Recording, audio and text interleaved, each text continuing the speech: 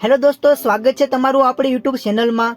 અને આજે આપણે આ વિડીયોમાં ડિજિટલ ગુજરાત પોર્ટલની અંદર અત્યારે જે સ્કોલરશિપની સ્કીમો ચાલે છે, તો આ સ્કોલરશિપની અંદર કેટલી સ્કોલરશિપ મળવાપાત્ર થશે એવો વિદ્યાર્થીઓને વારંવાર પ્રશ્ન થતા હોય છે।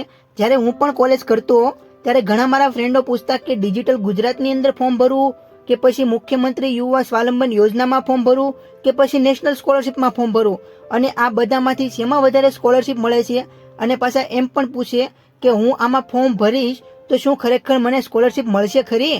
જો આ સ્કોલરશિપ મળશે તો મને કેટલી સ્કોલરશિપ મળશે? આવા પ્રશ્નો વિદ્યાર્થી વારંવાર પૂછતા હોય છે, અને આ બધા પ્રશ્નોનું સમાધાન આપણે આ વિડીયોમાં કરવાના છીએ। તો મારી સાથે બન્યા રહો।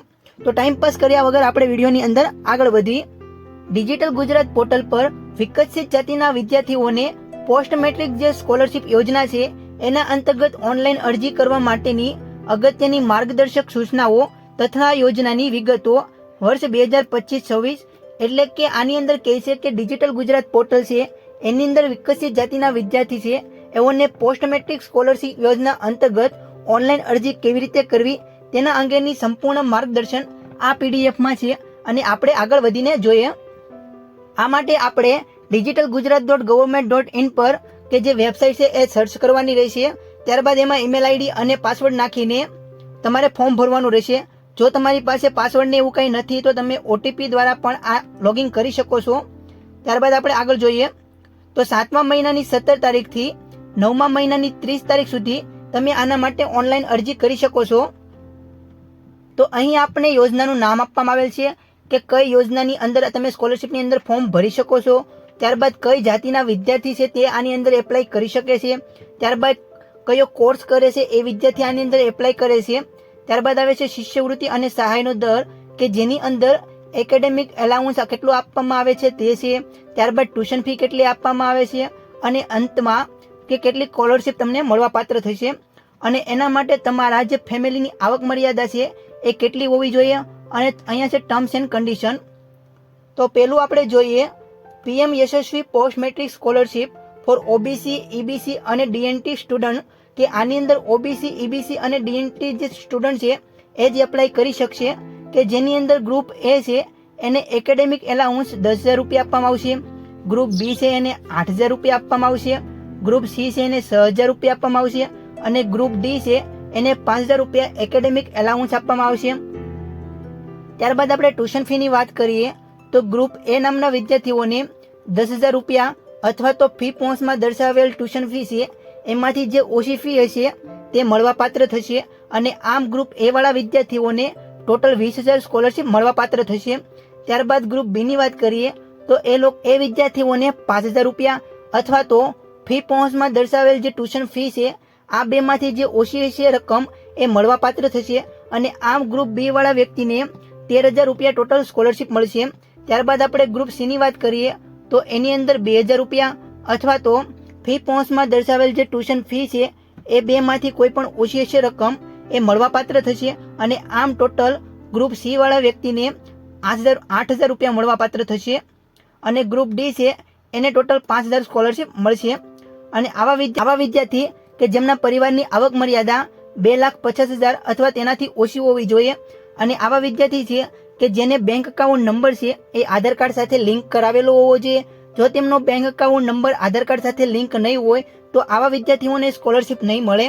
ત્યારબાદ આપણે જોઈએ BCK80 સ્કોલરશિપ કે જેની અંદર મેડિકલ, એન્જિનિયરિંગ અને જે વિદ્યાર્થી ડિપ્લો કરે છે તેઓને સાધન સહાય અંતર્ગત સ્કોલરશિપ આપવામાં આવે છે, કે આની અંદર સામાજિક, શૈક્ષણિક અને જે પછાત વર્ગ છે એ વિદ્યાર્થી એપ્લાય કરી શકશે, કે જેની અંદર મેડિકલ વાળા વિદ્યાર્થીઓને 15,000 રૂપિયા, એન્જિનિયરિંગ વાળા વિદ્યાર્થીઓને 10,000 રૂપિયા અને ડિપ્લોમા વિદ્યાર્થીઓને 5,000 રૂપિયાની સ્કોલરશિપ આપવામાં આવે છે।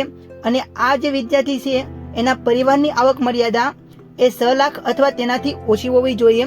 જો વિદ્યાર્થી સાધન ખરીદે છે અને આ સાધનનું બિલ તેની પાસે હોવું જોઈએ, કેમ કે તે ડોક્યુમેન્ટની અંદર રજૂ કરવાનું રહેશે। પ્રથમ વર્ષની અંદર અભ્યાસ કરે છે એવા લોકો આ સાધન સહાય અંતર્ગત સ્કોલરશિપ મળશે। જો તેઓ બીજી વર્ષની અંદર આ સ્કોલરશિપની અંદર એપ્લાય કરશે તો તેમને આ સ્કોલરશિપ મળવાપાત્ર નહીં થાય, કારણ કે તમે એકવાર સાધન ખરીદ્યું તો એ પછી 3 થી 4 વર્ષ સુધી તો ચાલતું જ હોય છે, એટલા માટે તમને આ સ્કોલરશિપ નહીં મળે। ત્યારબાદ આપણે જોઈએ તો BCK 79 કે જેની અંદર મેડિકલ, એન્જિનિયરિંગ એવા નામના વિદ્યાર્થી છે કે જેને ભોજન બિલ સહાય આપવામાં આવશે. આની અંદર તમે જો હોસ્ટેલમાં રહો છો તો તમારે કેન્ટીનનું જે બિલ આવતું હોય એ બિલ તમારે રજૂ કરવાનું રહેશે. તો જેની અંદર સામાજિક, શૈક્ષણિક અને જે પછાત વર્ગના વિદ્યાર્થી છે તે આની અંદર એપ્લાય કરી શકશે કે જેમાં મેડિકલ અને એન્જિનિયરિંગ વાળા વિદ્યાર્થીઓને વાર્ષિક 15,000 રૂપિયાની સ્કોલરશિપ મળવાપાત્ર થશે કે જેમના પરિવારની આવક મર્યાદા એ 6 લાખ અથવા તેનાથી ઓછી હોવી જોઈએ. ત્યારબાદ આપણે આગળ જોઈએ DNT2 કે જેની અંદર મેડિકલ, એન્જિનિયરિંગ વિદ્યાર્થીઓને ભોજન બિલ સહાય આપવામાં આવશે કે આના માટે વિચરતી અને વિમુક્તિ જે જાતિના વિદ્યાર્થી છે તે એપ્લાય કરી શકશે. મેડિકલ અને એન્જિનિયરિંગ વાળા વિદ્યાર્થીઓને વાર્ષિક 15,000 રૂપિયાની સ્કોલરશિપ આપવામાં આવશે કે જેમના પરિવારની આવક મર્યાદા એ 6 લાખ અથવા તો તેનાથી ઓછી હોવી જોઈએ. ત્યારબાદ આવે છે BCK 98 સ્કોલરશિપ. તો આની અંદર MPhil અને જે PhD ના વિદ્યાર્થી માટેની ફેલોશિપ યોજના છે. જે સામાજિક, શૈક્ષણિક અને પછાત વર્ગના વિદ્યાર્થી છે તે આની અંદર એપ્લાય કરી શકશે. અનુસ્નાતક પછીના કોઈ પણ અભ્યાસક્રમ માટે એટલે કે બેચલર પછી જે માસ્ટર અને PhD આવે છે તેના માટે આ સ્કોલરશિપ મળવાપાત્ર થશે કે જેમાં MPhil માટે તમને 25,000 રૂપિયા સ્કોલરશિપ અને PhD માટે તમને 1 લાખ રૂપિયાની સ્કોલરશિપ મળવાપાત્ર થશે. તો કુટુંબની આવક મર્યાદા એ 6 લાખ અથવા તેનાથી ઓછી હોવી જોઈએ. જો તમે PhD નું પહેલું વર્ષ કરો છો તો તમને આ સ્કોલરશિપ નહીં મળે. PhD ના જે છેલ્લા વર્ષના અભ્યાસ કરતા વિદ્યાર્થી છે તેને જ આ સ્કોલરશિપ મળવાપાત્ર થશે. ત્યારબાદ આવે BCK 81C કે જેની અંદર ડોક્ટર બાબા સાહેબ આંબેડકર અને ઇન્દિરા ગાંધી ઓપન યુનિવર્સિટીમાં જે અભ્યાસ કરતા વિદ્યાર્થી છે તેઓને આ સ્કોલરશિપ મળવાપાત્ર થશે. તો આમાં સામાજિક, શૈક્ષણિક અને પછાત વર્ગના વિદ્યાર્થી છે તે જ એપ્લાય કરી શકશે અને માત્ર ઓપન યુનિવર્સિટીના જ વિદ્યાર્થી એપ્લાય કરી શકશે અને તેના માટે તેમને સ્કોલરશિપ 2,500 રૂપિયા સહાય મળવાપાત્ર થશે કે જેના પરિવારની આવક મર્યાદા એ 6 લાખ કે તેનાથી ઓછી હોવી જોઈએ. ત્યારબાદ આપણે જોઈએ BCK 325 સ્કોલરશિપ કે જેની અંદર સ્વનિર્ભર કોલેજમાં અભ્યાસ કરતા તેમજ વિચરતી વિમુક્ત જાતિના વિદ્યાર્થી છે તેઓને આ સ્કોલરશિપ આપવામાં આવે છે. વિચરતી વિમુક્ત વધુમાં વધુ તમને આમાં 50,000 રૂપિયાની સ્કોલરશિપ મળવાપાત્ર થશે. અને ત્યારબાદ આવે છે ટ્યુશન સહાય યોજના.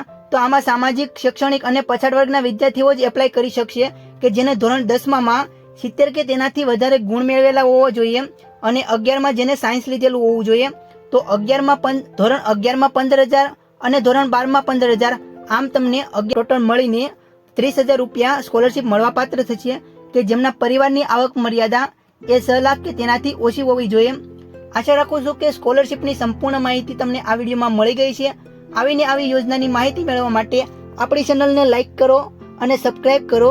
જય હિન્દ, જય ભારત.